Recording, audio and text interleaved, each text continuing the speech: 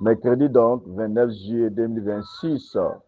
Bien-aimés frères et sœurs, c'est toujours un réel plaisir de vous retrouver en cette heure chaque mercredi pour aller à la rencontre de notre Seigneur, de notre Dieu, aller communier avec lui, lui adresser nos prières, c'est-à-dire, quand on parle de prière, c'est faire des demandes, ou si vous voulez faire une demande à quelqu'un. Ici, nous prions Dieu, donc nous prions, nous faisons des demandes à Dieu qui est celui qui est le détenteur de souffle de vie des uns des autres, de tout le monde, qui est celui-même, qui est celui qui bénit les vies, qui permet à chacun d'entrer dans sa destinée. C'est pourquoi, si Dieu a dit oui, les êtres humains, les ennemis peuvent dire non, mais c'est le oui de Dieu qui va l'emporter. Ce que tu as à faire, c'est de juste croire en ton Dieu en lui faisant confiance. C'est quoi il dit? Faites-moi connaître vos projets, vos pensées, vos sujets de prière. Il faites-moi connaître cela.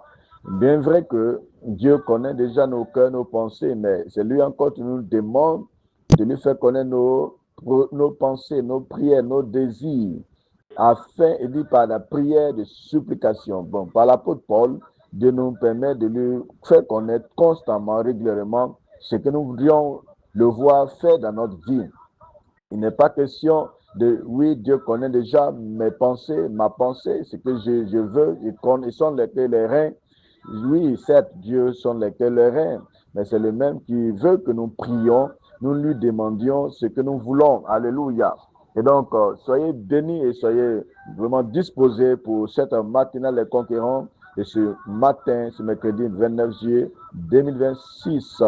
Alléluia. Gloire à Jésus-Christ. Et donc, nous allons passer à l'exhortation du jour. Amen. Et dans le livre tiré du livre d'Esther, chapitre 6, à partir du verset 1 à 4. Esther, le chapitre 6, verset 1 à 4. Cette nuit-là, le roi ne put pas dormir. Il se fit apporter le livre des annales, les chroniques, on les lit devant le roi. Et l'on trouva écrit sur ce que Mardochée avait révélé au sujet de Bitan et de Térach, les deux eunuques du roi garde de seuil qui avaient voulu porter la main sur le roi Assuérus. Le roi dit, quelle marque de distinction et d'honneur Mardochée a-t-il reçu pour cela? Il n'a rien reçu, répondirent ceux qui servaient le roi. Alors le roi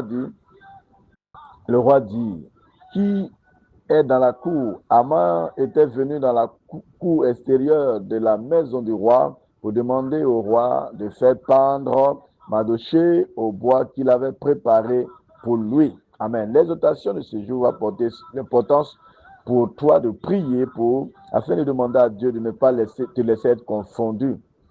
Seigneur, ne me laisse pas être confondu par mes ennemis. Ce que tu dois comprendre, c'est que, à commencer par le diable, son souhait, c'est de devoir être confondu. Le diable veut te confondre en fait.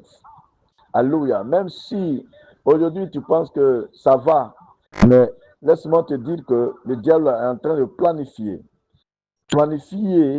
afin de te confondre un jour. C'est pourquoi vous verrez des personnes qui viennent de réussir, mais quelque temps après, la confusion s'installe dans leur vie.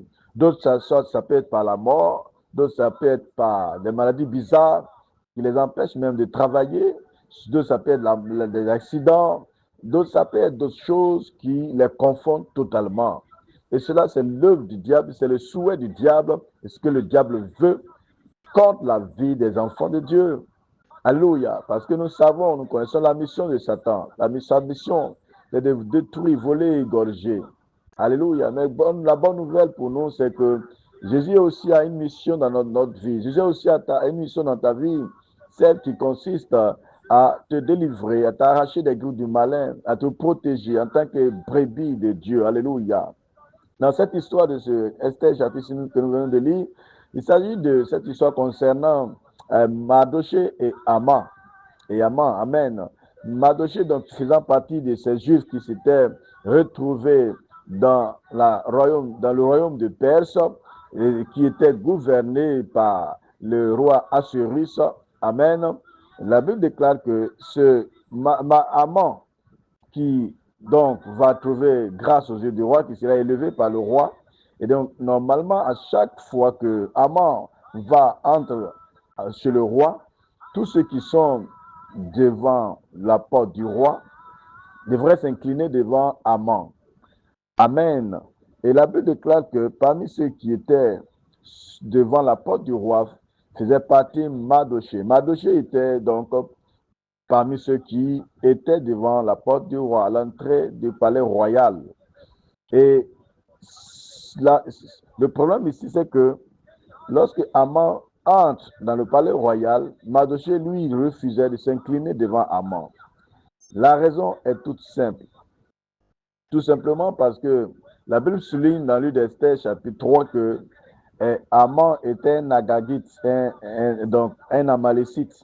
Et les Amalécites, ce sont ces peuples-là que Dieu avait ordonné à Moïse, au peuple d'Israël, d'exterminer et de ne pas laisser ce peuple-là vivre parce que ce peuple s'était opposé aux Juifs lors de leur passage dans le désert pour Canaan. Alléluia. Donc Dieu avait ordonné leur destruction totale, ce que Saül n'a pas fait malheureusement. Gloire à Jésus-Christ. Donc, Haman avait cela à cœur. Donc, quand Haman, un juif, voit un Amalécite donc, selon Haman, c'est dit normalement qu'il devait être exterminé, c'est-à-dire tué, et que lui, Haman, doit fléchir genoux devant lui, il voit cela comme vraiment un blasphème. Alléluia. On peut aussi dire que Haman, je veux dire Mardochée, étant juif et connaissant la loi de Moïse qui dit que vous n'aurez pas d'autre Dieu devant moi, vous n'aurez pas d'idole, vous ne ferez pas d'idole taillée. Donc, Mardochée se disait certainement que s'il doit fléchir genoux devant un être humain, c'est comme s'il comparait cet être humain à son Dieu. Et donc, cela frustrait Haman. Et la Bible déclare que Haman va prendre la décision de se fabriquer une corde qu'il va mettre sur un bois afin de pouvoir faire pendre Mardochée parce que il dit, je suis vraiment honoré de recevoir la grâce du roi, de l'élévation du roi, mais ma joie n'est pas complète aussi longtemps que je verrai ces juifs-là chaque fois devant moi. On dit aussi longtemps que je le verrai, ma joie ne sera pas complète. Alléluia. Tout comme aujourd'hui, il y a des personnes, leur joie n'est pas complète chaque fois qu'ils te voient, chaque fois qu'ils te croisent sur leur chemin là. Elles sont frustrées, ces personnes-là. Elles ne sont pas dans la joie parce qu'elles ne veulent pas te voir du tout. Elles veulent te voir disparaître. Elles veulent te voir aussi fléchir genoux devant elles comme les autres le font. Et comme toi, tu refuses, du coup, tu es comme quelqu'un à battre. Et ce sont des choses que tu ignores. C'est pourquoi tu dois prier. Parce que quand tu pries, c'est une chose que toi, tu ne connais pas, tu ne maîtrises pas. Le ciel agira en ta faveur. Mais si tu restes la bouche fermée, tu verras beaucoup de choses peuvent te surprendre parce que tu ne connais pas l'homme. L'homme, la Bible dit, Dieu même après avoir fini de créer l'homme, il regretta d'avoir créé l'homme. Alléluia. Et de l'homme même qui t'a dit aujourd'hui, je t'ai pardonné, c'est fini, mais dans le fond, tu ne connais pas ce que son cœur pense. Alléluia. Donc, Mardochée ne savait pas que Haman avait ce mauvais dessein de le faire pendre. Amen. Mardochée ne le savait pas du tout. Pourtant, Haman avait ce mauvais dessein de faire pendre Mardochée. Ce que Mardochée a oublié, Haman a oublié plutôt, c'est que la Bible dit qu'il y a dans le cœur de l'homme beaucoup de projets, mais c'est le dessein de Dieu qui s'accomplit. Je peux dire à quelqu'un ce matin, il y a dans le cœur de tes ennemis beaucoup de projets, mais rassure-toi, c'est le dessein, la volonté de Dieu qui s'accomplira certainement dans ta vie, au nom de Jésus-Christ Nazareth.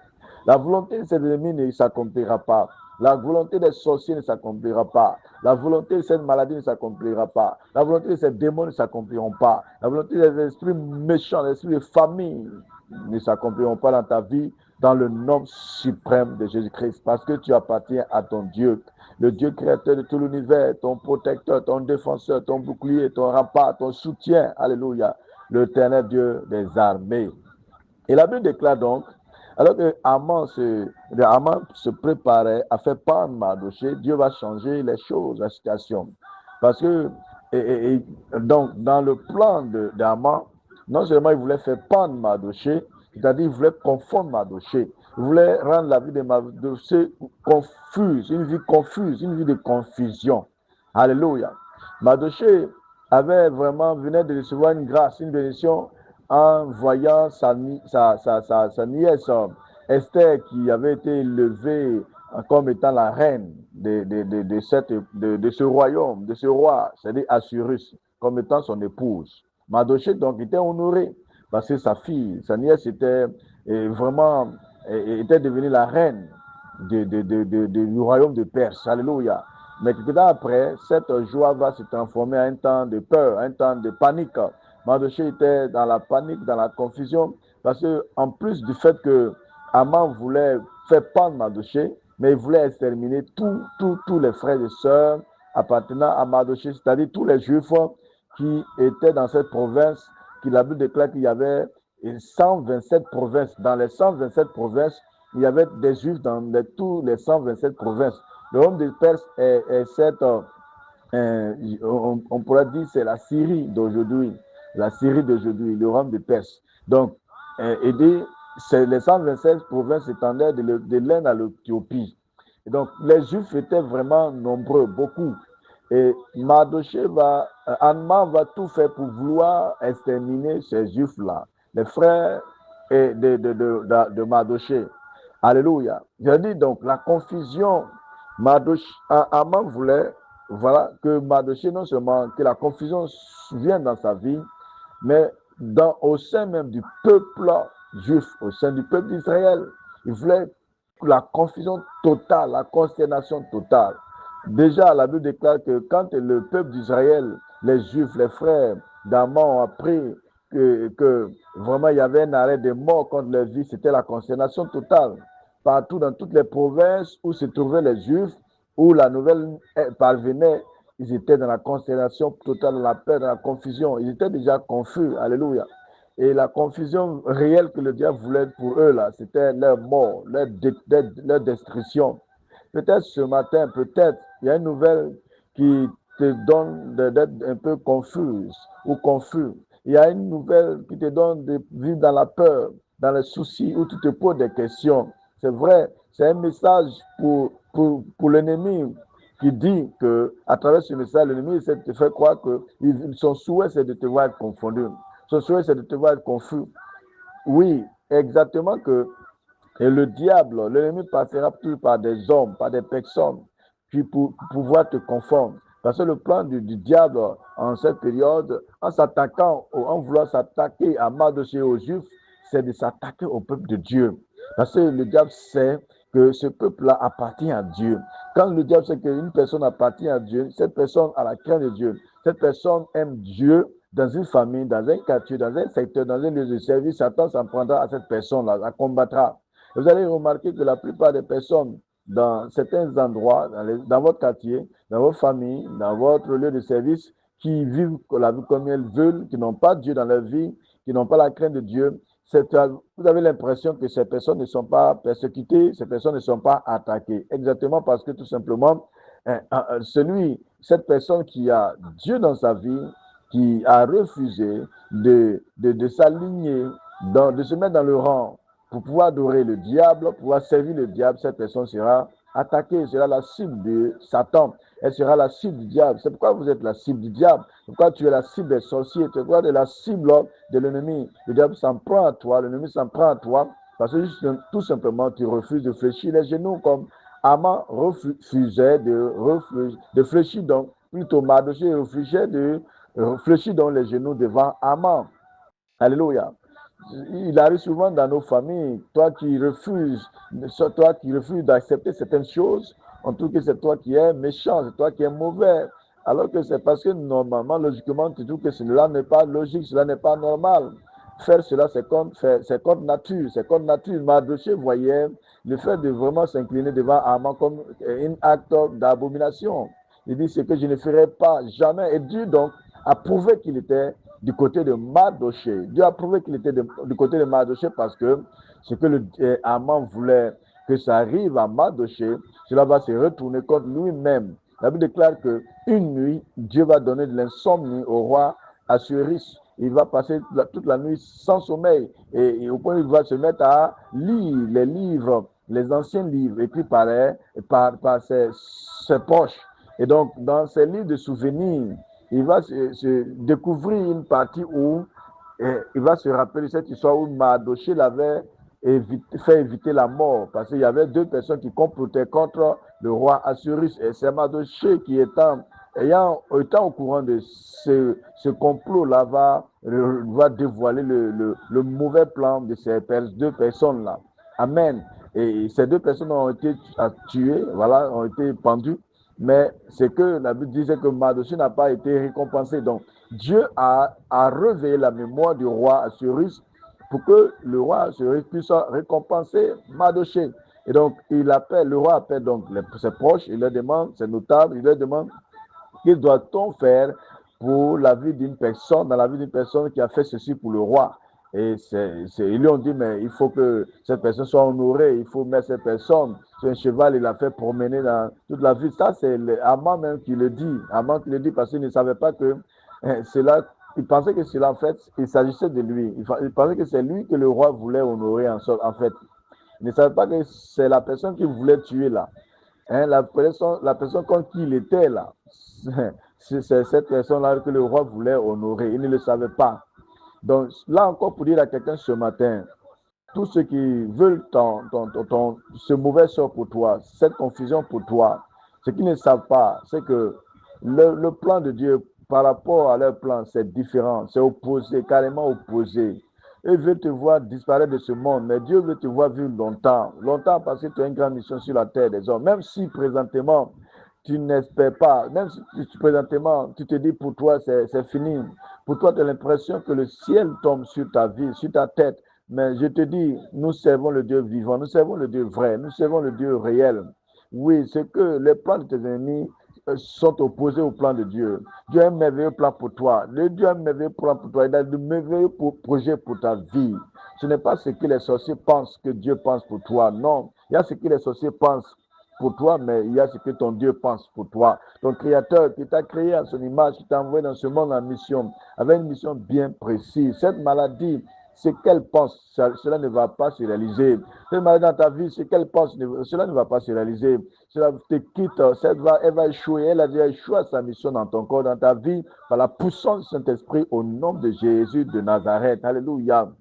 Elle déclare que donc, les choses vont se tourner en la défaveur de Haman, et c'est Haman qui sera pendu au bois, le bois qu'il avait préparé pour Mardochée. Je déclare ce matin sur la vie de quelqu'un que tout ce que tes ennemis voulaient que cela t'arrive, cela leur arrivera. Au nom de Jésus-Christ Nazareth, il aura retour à l'envoyeur, changement de situation. Et tu ne seras pas confus. La confusion que tes ennemis préparaient, programmaient contre ta vie, ne sera pas ton partage dans le nom suprême de Jésus-Christ Nazareth. Je dis la confusion que tu préparais contre toi, cela ne sera pas ton partage dans le nom suprême de Jésus-Christ Nazareth. Même si le poison a été mis quelque part, soit dans une nourriture pour toi, il se peut que même tu aies mangé la nourriture, mais je déclare qu'il y aura transfert de poison dans leur corps dans le nom de Jésus-Christ Nazareth. Il y aura transfert de poison dans le nom de Jésus-Christ de Nazareth dans leur vie. Il est dit que tu boiras de breuvages mortels, rien ne t'arrivera. Il est dit dans la parole que tu boiras de breuvages mortels, mais rien ne t'arrivera. Je déclare que tous les projets, plans, stratégies de tes ennemis contre toi est mis le sans effet. Tous ceux qui se tiennent auprès de l'eau, auprès des marabouts, auprès des collines, des côtes, dans les carrefours, ils invoquent ton nom. Ils disent des trucs, des malédictions contre toi, veulent t'envoûter, te faire du mal, t'ensorceler. Je déclare que cela ne peut pas réussir, cela ne peut pas marcher parce que tu es comme la prunelle de l'œil. Oui, aux yeux de Dieu, tu as la faveur de Dieu, l'approbation de Dieu. Tu as la couverture de Dieu. Tu es protégé de Dieu. Tu es béni de l'Éternel. Tu es racheté par Dieu, par le sang précieux de Jésus de Nazareth. Alléluia. Je déclare ce matin que tu ne seras pas confondu. Oui, la confusion que l'ennemi préparait contre toi dans les prochaines semaines, dans les prochains mois, dans les prochaines années, cette confusion ne sera pas ton partage dans le nom de Jésus de Nazareth. Cette confusion ne sera pas ton partage dans le nom de Jésus de Nazareth.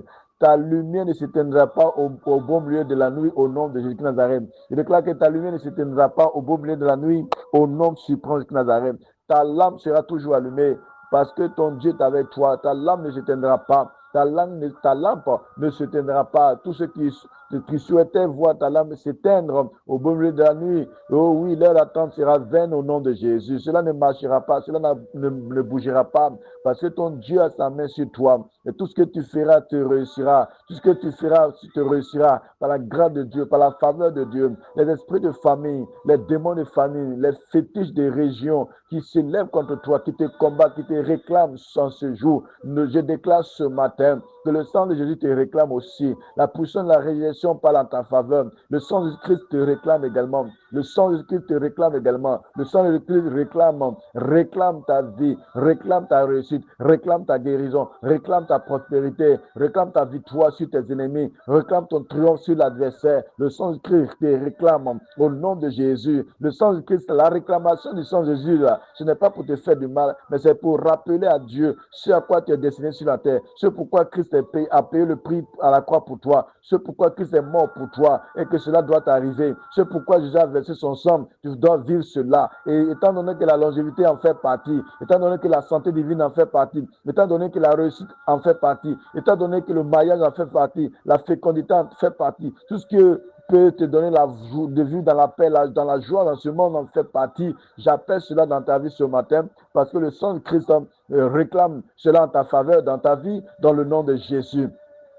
Ces démons de famine, ces esprits de famine, les démons, les dieux de ta région qui essaient de réclamer ton âme pour dire que tu fais partie, tu appartiens à cette lignée, et que cette lignée-là n'a pas droit à telle chose. Cette lignée-là est destinée à la confusion, à la déception, au blocage, à tout ce qui est échec.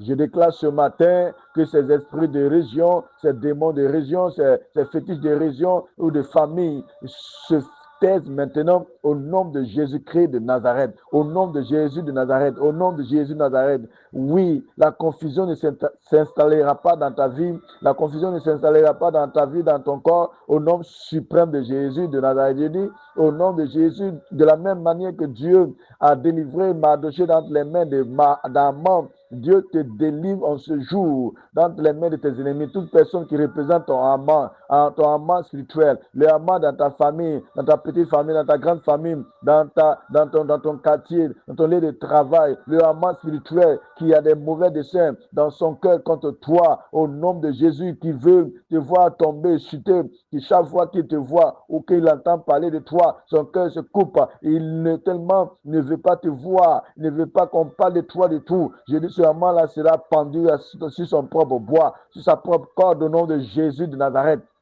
Au nom suprême de Nazareth. De la même manière que Dieu a changé les choses en faveur de Mardochée et à la défaveur d'Aman, Dieu change les choses dans ta vie ce matin. Dieu change les choses en ta faveur ce matin. Il change les choses en ta faveur ce matin. Et à partir de Mardochée, tous les Juifs ont été sauvés. Tous les Juifs ont été sauvés parce que c'est Mardochée qui a entrepris la démarche auprès de sa nièce Esther, qui était la reine, lui demandant de faire connaître les mauvais desseins, les mauvais plans de Haman contre les Juifs et au roi. Et ce que Esther a fait, la reine Esther a fait. Et c'est à partir de là que les choses ont changé. Dieu a touché le cœur d'Esther. Et malgré que Esther ne devait pas aller voir la face du roi, parce que comme le diable voulait faire, le diable voulait vraiment que ce sort arrive aux Juifs, il va amener le roi des semaines auparavant, après cette décision, qui ne voulait pas voir personne,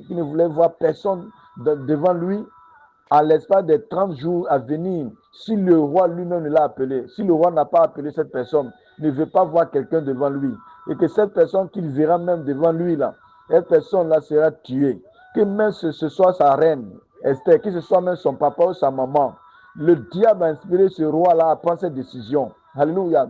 Le diable avait inspiré ce roi à prendre cette décision parce que le diable voyait les choses venir. Il savait qu'il aura un moment où Esther aura envie de parler au roi. Le diable savait qu'il aura un moment où Mardochée enverra sa nièce Esther auprès du roi. Donc pour couper tout coup, pour bloquer cela, pour décourager Esther, pour empêcher qu'Esther parle au roi. et pour voir les Juifs exterminés, là, le diable a inspiré le roi Assuérus à prendre cette décision, à prendre ce décret.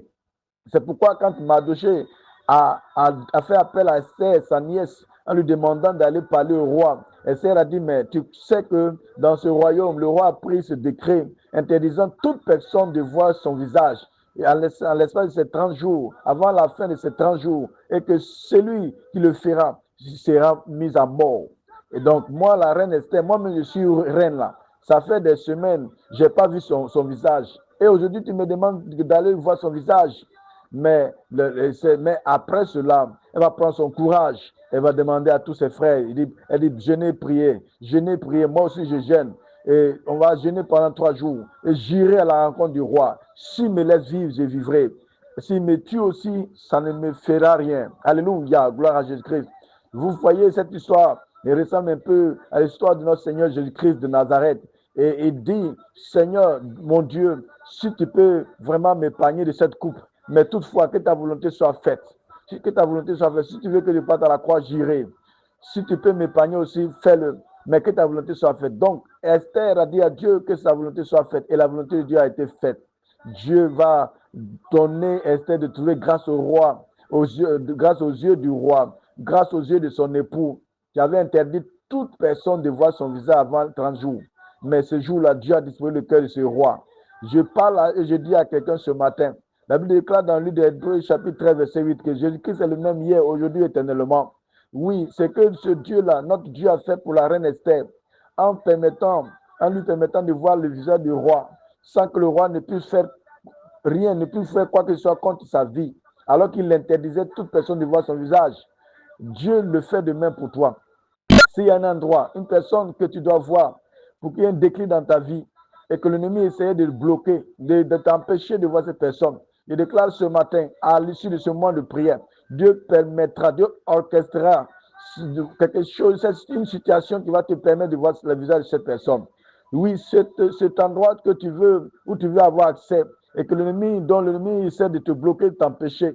Je déclare ce matin, parce que Jésus-Christ est le même hier, aujourd'hui éternellement, il agira et il aura ce miracle au nom de Jésus de Nazareth qui va se produire ce matin, qui va te permettre d'avoir accès à cet endroit. Même si tu ne devais pas avoir accès à cet endroit, Dieu te donne d'avoir accès à cet endroit. Dieu te donne d'avoir accès à ce travail. Dieu te donne d'avoir accès à ce concours, à cet examen, dans le nom de Jésus-Christ de Nazareth. Alléluia. Alléluia. Le Dieu d'Esther agit dans ta vie ce matin. Le Dieu d'Esther agit dans ta vie ce matin. Au nom de Jésus de Nazareth, il agit dans ta vie ce matin. Le Dieu d'Esther agit dans ta vie ce matin. Le Dieu d'Esther agit dans ta vie ce matin. Oh oui, quand je dis le Dieu d'Esther, je fais allusion à ce que Esther, elle a bravé la peur. Elle a bravé la peur comme chaque jour, toi aussi, tu braves la peur, tu braves le sommet, tu mets le sommet de côté et tu viens à la rencontre de Dieu, tu vas à la rencontre de ton Dieu. Ce Dieu-là ne va pas t'oublier. Je dis, ce Dieu-là ne va pas t'oublier. Ce Dieu-là, il aime ceux qui vraiment font le sacrifice. Il aime ceux qui font le sacrifice, comme Esther a fait le sacrifice. Comme Esther a fait le sacrifice. Alléluia. Gloire à Jésus-Christ. Gloire à Jésus-Christ. Tu pourras dire, mais pour le cas d'Esther, ça a été une seule fois, mais Dieu l'a exaucé, Dieu l'a visité. Oui, certes, mais Dieu le dit, il dit prier sans cesse. Gloire à Jésus-Christ, il dit prier sans cesse. Alors que tu es brave, ou tu es brave, je vois Dieu agir dans ta vie dans le nom de Jésus. Alors que tu braves la peur, oh oui, tu mets de côté la lourdeur, la paresse, la fatigue, je vois Dieu te visiter. Et je vois cette confusion s'éloigner de toi. La confusion que l'ennemi préparait contre toi, je la vois s'éloigner de toi. Et Dieu peut même passer par toi pour libérer toute ta famille, comme Dieu est passé par Esther pour libérer le peuple juif. Dieu peut passer par toi et Dieu passera par toi pour mettre le visage sur la joie sur le visage de tes frères, la joie sur le visage de tes parents, la joie sur le visage de tes frères, de ta famille dans le nom de Jésus. Comme ce fut le cas de tous les frères juifs de la reine Esther et même de son oncle Mardochée, au nom suprême de Jésus-Christ Nazareth. Au nom suprême de Nazareth. La Bible déclare que plus tard, ce qui était bonne chose qui appartenait à Haman, l'ennemi de Mardoché des Juifs, là, cela est revenu à Mardoché. Le roi a donné tout cela à Mardoché. Alléluia. Je déclare ce matin que, au-delà même de ce que tes ennemis t'avaient volé, là, non seulement Dieu te permettra d'entrer en position de cela, mais Dieu te permettra d'entrer en position de ce qui est bien de tes ennemis dans le nom de Jésus. La Bible déclare que, oui, David avait pris l'épée de l'ennemi, l'épée de Goliath, c'est que l'épée qu'il a utilisé pour égorger, enlever la tête de Goliath. David a pris la même épée pour pouvoir se défendre face à Saül qui le poursuivait. Alléluia. Alléluia. Gloire à Jésus-Christ. Ce matin, le Dieu de l'esprit des prophètes agit dans ta vie. Le Dieu de l'esprit des prophètes agit dans ta vie. Le Dieu de l'esprit des prophètes agit dans ta vie. Et tu ne vivras pas la confusion. Tu ne vivras pas la déception. Tu ne vivras pas la déception dans ta vie. Elle ne sera pas ton partage. Je déclare que cette année finira, mais la confusion ne viendra pas dans ta vie. La confusion que les ennemis voulaient contre toi, elle ne viendra pas. L'humiliation ne sera pas ton partage. La déception ne sera pas ton partage. Au nom de Jésus-Christ Nazareth, au nom de Jésus-Christ Nazareth, je dis la confusion ne sera pas ton partage. La confusion ne sera pas ton partage. Au nom de Jésus, au nom de Jésus, Jésus a été confus à la croix pour que toi tu ne sois plus confus. Jésus a été humilié pour que tu ne sois plus humilié. Sois libéré de la confusion maintenant au nom de Jésus de Nazareth. Au nom de Jésus.